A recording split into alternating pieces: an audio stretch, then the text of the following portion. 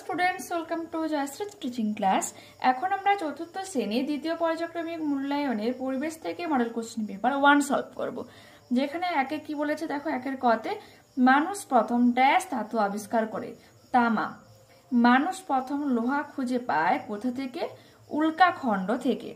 মানুষ প্রথম ছুঁচ বানাতো ড্যাশ দিয়ে, পশুর হাড় দিয়ে।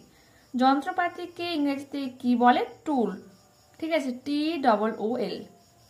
আদিম মানুষ পশু পাখির ছবি বা মূর্তি ব্যবহার করত কি হিসাবে? দলের চিহ্ন হিসাবে। বালুচরে কাজ করা থাকে বিষ্ণুপুরী সিল্ক শাড়িতে। যারা লোহার কাজ করে তাদেরকে কি বলে? কর্মকার বলে। পটে আঁকা ছবিগুলিকে কি বলে? পটচিত্র। ঝুমুর নাচ হয় কোন জেলায়? দেখো, এটা বই থেকে দেখাচ্ছি। দেখো, এই যে রয়েছে বিদ্যাধরের আদিবাড়ি পুরুলিয়া। তো এই প্রসঙ্গে তোমরা পেয়ে যাবে যে শুধুমাত্র পুরুলিয়াতে নয়, বীরভূম, বাঁকুড়া, মেদিনীপুর, তার মানে কি পুরো রাঢ়বঙ্গ জুড়ে কিন্তু এই নাচের প্রচলন রয়েছে, ঝুমুর নাচ। ঠিক আছে, ওকে। তো মেনলি তুমি পুরুলিয়ায় লিখতে পারো। ওকে, পরবর্তী প্রশ্ন, গম্ভীরা পালা হয় কোন জেলায়? মালদা জেলায়। চাঁদ কোথা থেকে আলো পায়? সূর্য থেকে আলো পায়। পরবর্তী পেজ, পৃথিবী নিজের চারপাশে পাক খায় বলে কি হয়? দিন রাত্রি হয় বা দিন রাত হতে লিখতে পারো। কে প্রথম বলেন পৃথিবী নিজের চারপাশে চার পাক খায়? তো কি হয়ে যাবে? আর্যভট্ট। দূরবীন আবিষ্কার করেন গ্যালিলি। বাংলার এক মহান সাধক বাউল হলেন লালন ফকির। সঠিক উত্তরটি খুঁজে নিয়ে লেখো। মঙ্গল গ্রহে নেমেছে কিউরিওসিটি। আমাদের দেশের প্রথম মহাকাশের যানকে রাকেশ শর্মা। বাম দিক ডান দিক মেলাও, কি রয়েছে দেখো। সর্দি কাশি হয়ে যাবে 2, তুলসী পাতা। ম্যালেরিয়া 4.5, সিনকোনা গাছ। রক্তল্পতা হয়ে যাবে 3, কুলেখাড়া পাতা। হার্টের অসুখ 1.5, অর্জুন গাছের ছাল। ঠিক আছে, এরপর রয়েছে কি নিচের প্রশ্নগুলির উত্তর দাও। দাহ্য বস্তু কাকে বলে? উদাহরণ দাও। বই থেকে পেয়ে যাচ্ছে, দেখে নাও। যেগুলিতে আগুন লাগলে সহজে জ্বলে ওঠে ও অল্প সময়ে পুড়ে শেষ হয়ে যায় তাকে কি বলবো আমরা? দাহ্য বস্তু। যেমন কি খড়, শুকনো পাতা, বিচালি, কেরোসিন, পেট্রোল, বাজি তৈরির মশলা, এগুলো দাহ্য বস্তু। পরবর্তী প্রশ্ন, পাহাড়ি অঞ্চলে মানুষদের জীবিকা কি কি? বই থেকে দেখাচ্ছি, 100 পেজ, দেখে না। উঁচু পাহাড়ের গায়ে ধাপ চাষ করা হয়ে থাকে। ঠিক আছে, ওকে। এছাড়াও কি এখানে স্কুল কলেজে পড়ানো হয়, অফিসের কাজ, ব্যবসা করা, অনেক কাজ, অনেক ধরনের জীবিকা হয়। এছাড়াও তোমরা লিখতে পারো, দেখো যেমন দেখো দার্জিলিং এ হচ্ছে যেমন চা শিল্প রয়েছে। এছাড়াও এখানকার মানুষ হোটেল, গাড়ি ব্যবসা, বিভিন্ন হাতের কাজ, শীতবস্ত্র প্রভৃতি কাজের সঙ্গে কিন্তু যুক্ত রয়েছে। ঠিক আছে, পরবর্তী প্রশ্ন কি রয়েছে? পরবর্তী প্রশ্ন রয়েছে কত রকমের হাতের কাজ সম্পর্কে জানো, লেখো। 102 পেজে দেখাই। দেখো, হাতের কাজ কি হবে? পুতুল তৈরি, তারপরে নকশি কাঁথা তৈরি। ঠিক আছে, এছাড়াও রয়েছে মাটির কাজ, এছাড়াও বাঁশের কাজ রয়েছে। ঠিক আছে, তাছাড়াও রয়েছে তোমার এই যে ফুল দিয়ে বিভিন্ন ধরনের মালা তৈরি। ঠিক আছে, চাঁদ মালা, টোপর, এগুলো তৈরি, মুখোশ তৈরি, এগুলো তোমরা লিখতে পারো হাতের কাজ হিসেবে। মাদুর তৈরি, হাতের কাজ। পরবর্তী প্রশ্ন কি রয়েছে? পিতল ঢালাই শিল্পীরা কি কি নামে পরিচিত? পিতল ঢালাই শিল্পীরা কোথাও মালাহার, কোথাও স্যাকরা, আবার কোথাও ঢেপ্প নামে পরিচিত। ঠিক আছে, পরবর্তী প্রশ্ন কি রয়েছে? শিল্প কয় প্রকার ও কি কি? দেখো, শিল্প এখানে মেনলি 2 প্রকারের রয়েছে। মাঝারি শিল্প হয়, কিন্তু তোমাদের বইতে দেখলাম ক্ষুদ্র শিল্প রয়েছে, আর এখানে রয়েছে বড় শিল্প বা বৃহৎ শিল্প। মাঝারি শিল্পের কথা এখানে কিন্তু উল্লেখ নেই, তো তোমরা দুটোই লিখবে। ওকে, পরবর্তী প্রশ্ন কি রয়েছে? জীবিকা কাকে বলে? কয়েকটি জীবিকার নাম লেখো।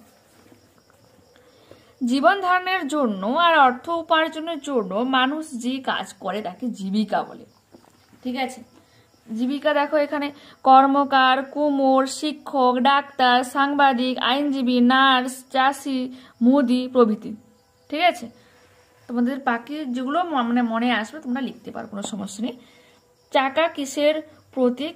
মানুষ প্রথম চাকায় কিসের বেড় দিয়েছিল? কিসের বেড় দিয়েছিল? লোহার বেড় দিয়েছিল। চাকা কিসের প্রতীক? আমরা উন্নতি বা অগ্রগতির প্রতীক। ঠিক আছে। ডোকরা কি? কয়েকটি ডোকরার জিনিসের নাম উল্লেখ করো। এটা আমরা পাবো বইতে 105 পেজে। দেখো, বাঁকুড়া ও বর্ধমানের মতো অনেক জেলায় কিছু লোক মৌ, মোম আর ধুনোর ছাঁচে গলানো পিতল ঢেলে নানান ধরনের মূর্তি তৈরি করেন। আমাদের আচ্ছা, এটা স্কিপ করবে।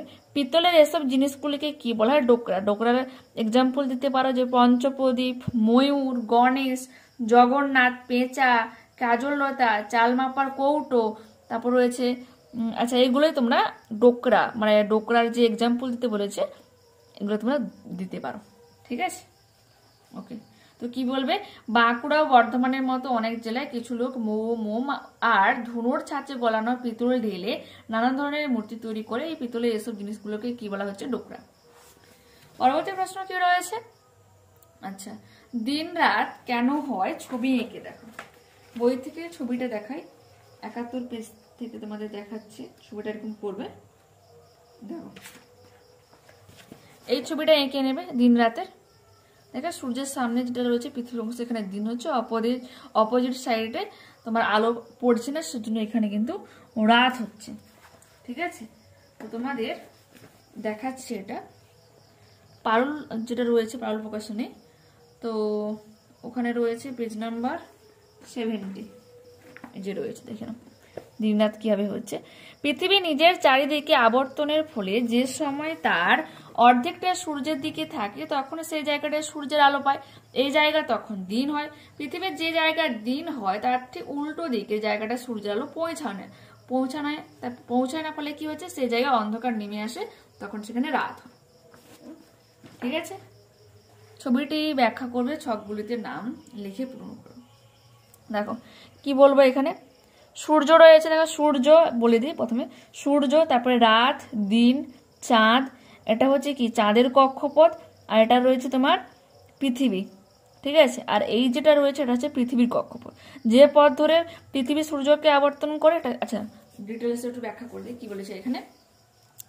সূর্য স্থির, ঠিক আছে, উপবৃত্তাকার, এই যে উপবৃত্তা কি লিখবে? সূর্য স্থির উপবৃত্তাকার কক্ষপথ ধরে পৃথিবী কি করে? সূর্যকে আবর্তন করে।